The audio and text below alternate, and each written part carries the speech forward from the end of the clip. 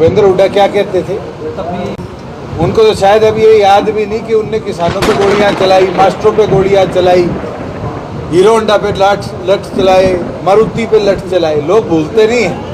सोनीपत लोकसभा के 4 विधानसभा के 12 गांव का दौरा है और जो जन समर्थन सोनीपत में मिल रहा है, एक चीज साफ है कि जनता राष्ट्रीय पार्टियों को बदलकर अपनी आवाज़ को पार्लियामेंट में भेजना चाहती है और उसी लिए आगामी 25 तारीख को चाबी का बटन दबाकर सोनीपत लोकसभा क्षेत्र से भूपेंद्र मलिक को अपना सांसद चुनने का काम करेगा। और जिस हिसाब से कांग्रेस ने उत्तराखंड से लाके उम्मीदवार यहाँ उतारा है, ये साफ बीजेपी और कांग्रेस की सेटिंग है।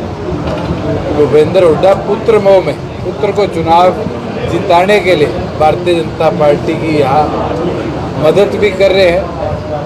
मगर सोनीपत की जनता जागरूक है, समझती है और इस बार वोट की चोट देगी। और मुझे खुशी है, अभी मैं जुलाना से आया हूँ, बड़ौदा में हूँ, आगे गुहाना और गन्नौर जाऊँ। जिस तरह का लोगों में प्यार उत्साह है, इस बार वोटर टर्नआउट भी खूब होगा और जनता जो ये कांग्रेस की दोगली नीति है, इसका पर्दाफाश भी करेगी।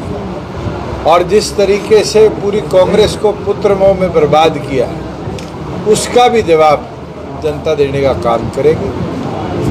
जिस तरह के हालात आज बढ़ रहे हैं, मुझे लगता है दिन प्रतिदिन 400 पार करने वाले लोग 400 पार की बात छोड़ गए हैं और वही हर प्रदेश में रीजनल पार्टीज की ताकत को एक बढ़ोतरी मिली। शहरी सरकार अल्पमत में है, तो फिर शहरी सरकार को कौन बचा रहा है? वो तो फ्लोर टेस्ट होने दो, अगर आंकड़े नहीं होंगे तो सरकार भी गिर जाएगी। आज के दिन कांग्रेस का अब तक गवर्नर को लिखित में ना भेजना और गवर्नर से ना मिलना, ये साफ दिखाता है। हमने तो पत्र भेज दिया और मेरे संज्ञान में आया है, शायद इंडियन नेशनल लोकदल ने भी पत्र भेजा है।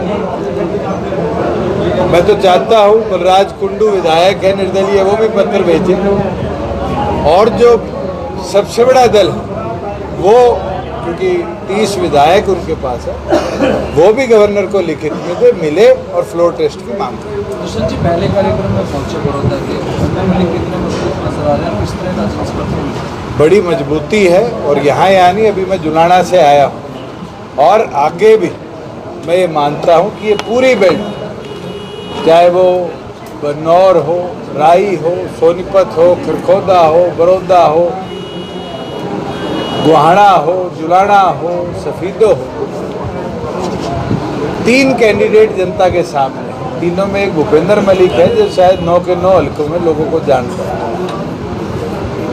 मोहनलाल बडोली जी कभी राई से बड़ौदा भी नहीं आए, दीन दिला तो बहुत दूर की बात है। और कांग्रेस का उम्मीदवार जो है वो तो मेरे ख्याल से लोकसभा क्षेत्र में ही पहली बार दिखे होंगे। वो तो उत्तराखंड के निवासी हैं, वोटर आई कार्ड भी उत्तराखंड का। तो ये दिखाता है कि दोनों पार्टियों के उम्मीदवार कितने कमज़ोर हैं और लोग अपने को वोट देंगे, ऐसे व्यक्ति को वोट देंगे जो उनके बीच में बैठ के उनकी समस्या को सुलझा पाएगा, उनके काम को। 2019 के चुनाव में दिग्विजय सिंह चुनाव लड़े थे, भूपेंद्र हुड्डा क्या कहते थे? कोई नई चीज तो उनके मुंह से बुलवा दो। मुझे लगता है कि उम्र के साथ साथ शायद बातें भी रिपीट करने लगती। जननायक जनता पार्टी का निर्माण हुआ उस दिन से लेकर उनके पास कोई शब्द नहीं है, जबकि हम तो 4.5 साल शासन चलाए आए, बदलाव ले आए, परिवर्तन ले आए।